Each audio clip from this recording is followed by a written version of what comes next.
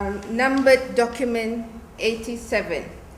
This document basically highlights the mechanics of Perimecca, the company that was the recipient of the 114.9 million euro of commissions and kickbacks, of which there have been more questions than answers as to where that money has actually gone to, into whose pockets, and for what purpose.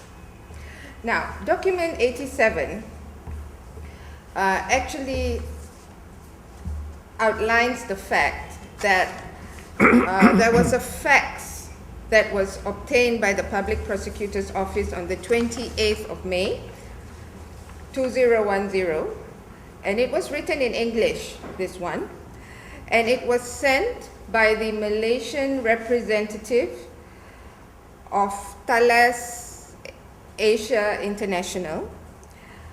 His name is Mr. Francois Dupont. Now don't worry, you will get the press statement later. I just want you to listen to me, okay? So, and the fax was titled Malaysia/Submarine Project. Now the interesting thing about document 87 is that it outlined various correspondences between Perimecca, between Thales International Asia, between DCNS, and between the Malaysian government. Now, we were really shocked when we found one of the documents that actually suggested and that had the name of Datuk Sri Najib Razak. You all know who he is? Our Prime Minister, at that time the Defence Minister, had written or had placed a condition in writing in France that DCN, the shipbuilding company that was going to sell the submarines to the Malaysian government, would need to pay a maximum sum of USD $1 billion to Perimecca for their stay in France. Now I'll just repeat that, not because it sounds nice, but because it's what should be the highlight and focus of your report, that Datuk Sri Najib Razak had placed a condition to DCNS that it offers a maximum sum of USD $1 billion for Perimecca's stay in France. And the note indicated that with that condition, a meeting with Datuk Sri Najib would convene on the 14th of July 2001. Now, as you know, the sale of the submarines were completed in 2002. So these were part of the negotiations because the establishment of Perimecca was very much a request and a push by the Malaysian government to ensure that Malaysian companies were also beneficiaries of the procurement process. And it was not just French politicians and French companies that would benefit. Now, one other thing that amazed us as we looked at the documents was the slew of companies that were formed. We're not just talking about Perimecca. And if you read Malaysia Kini on Saturday or Sunday last week, you discovered there was another company called Terasasi, Hong Kong, which was also identified as a recipient of some of the illegal commissions and kickbacks. So with Perimecca and Terasasi, there are a few hundred other companies that were formed to siphon off money as a result of this procurement process. So it was a very, very lucrative investment and procurement for both the Malaysian government and the French government. Okay, that's the first document. The second document, which we have actually seen the invoices, is that the prosecutor's office, as you know, they had raided the DCNS office in Paris and managed to secure many important documents as a result of that. Now, the prosecutor's office, upon instruction, had received an envelope dated 22nd August 2001. The envelope contained a subfolder entitled C4. Now, this is not the C4 that killed Altantuya. It just so happened that the project name was also named C4. Another subfolder entitled Invoices, a stack of PDF files, and a USB thumb drive. Now, in there was the revelation of the existence of an invoice that was faxed by Terasasi Sendirian Berhad, company number 524814-P, on the 19th of September 2004, to the CEO of Thales International Asia. Now, the invoice stated an amount of euro 359,450.00, or roughly about 360,000 euro, for the purpose of success fees. Now, what is that? We heard of coordination fees, we heard of so many different fees. Now we have been introduced to the word success fees, to be paid to the Alliance Bank Malaysia Berhad in section 16 of Petaling Jaya. The bank account is provided here in the statement for you to replicate. And there was a note in handwriting, a handwritten note, that said, in English translation, Razak requests if that SF, if that support fund, can be taken into account urgently. The support fee will be followed with a report. Now, the public prosecutor continued in his investigation paper to say that it appears that Thales International Asia could not ignore that the sum paid to Terasasi Sendirian Berhad ultimately benefited Mr. Najib Razak, the Minister of Defense, and or his consultant Abdul Razak Baginda. Now, the ongoing investigations is to determine which Razak this is. Now, you know that both men share a similar name.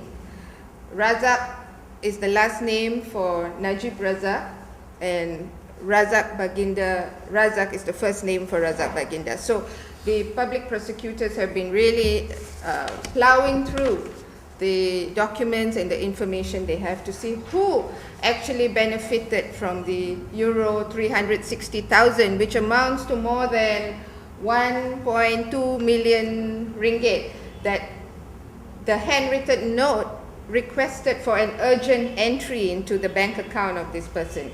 And this money is unaccounted for. As far as Malaysian Parliament is concerned, as far as the MACC is concerned, you will find that the document 87, which put the condition of 1 billion ringgit for Perimeka's stay in France, and for the personal money of 360,000 euro into the bank account of Razak, is not something which has been answered in Parliament. These are new commissions, new findings that we have discovered, over and above the 114.9 million euro in which formed the basis of Swaram's complaint.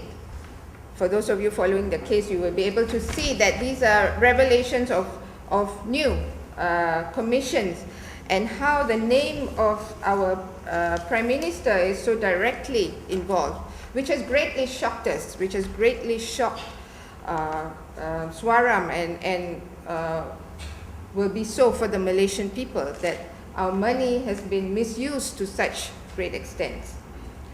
So it has become apparent, really, that this has constituted one of the greatest robberies over the people of Malaysia and France.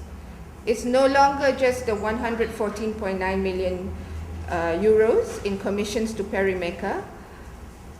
Rather, it has magnified into a web of lies involving a slew of companies formed to complicate the concealment of this blatant robbery. There are more and more retro commissions that have surfaced. And to our shock, we also found out that Lembaga Tabung Haji, for example, have been dragged into this procurement process to look at potential investments with the French government.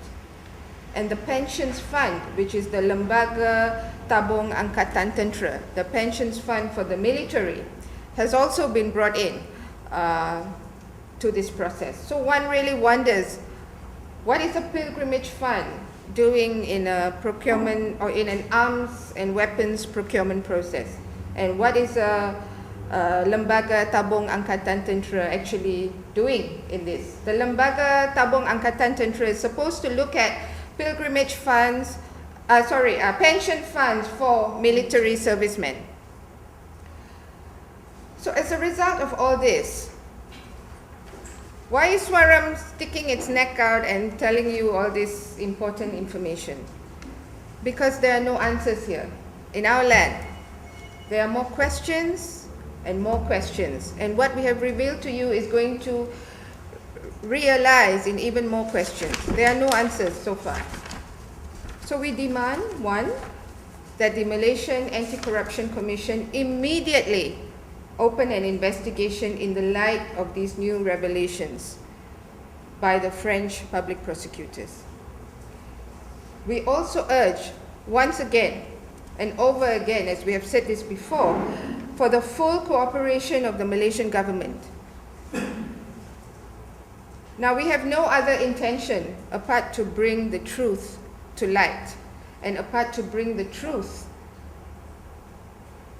to justice and to surface for all Malaysians to know, for us to have access to what actually really transpired in the procurement process. So we urge for the full cooperation of the Defence Minister. In the past, in 2002, that was Najib Razak, the current Defence Minister, Zahid Hamidi, who also makes up the witness list, to fully help us participate in the inquiry, to help us in actually cooperating in ensuring that the inquiry in France will be able to shed some light to the truth that needs to be told. And finally, for the Defence Ministry to come clean and list out in Parliament, or even before that, all companies that are involved in this procurement process and who were the beneficiaries of the kickbacks and commissions. Because what we're trying to tell you today is that it is no longer just Perimecca and it's no longer just Terra Sasi that are involved, but there are a whole range of companies that were formed to actually gain some sweetness as a result of the procurement process. So I'll end here because I'm sure there are lots of questions. We can now distribute the press statement. Give you a bit of time to read it, and I'd like to wish you happy World Press Freedom Day. I see many of you wearing yellow bands. Your job's a very dangerous one, as we had seen in the Bersih rally. There were so many direct attacks on journalists which are absolutely unacceptable in a functioning democracy. And so I wish you the best, and to take up this challenge to actually report what is contained in this press statement, to report fairly and freely. Thank you.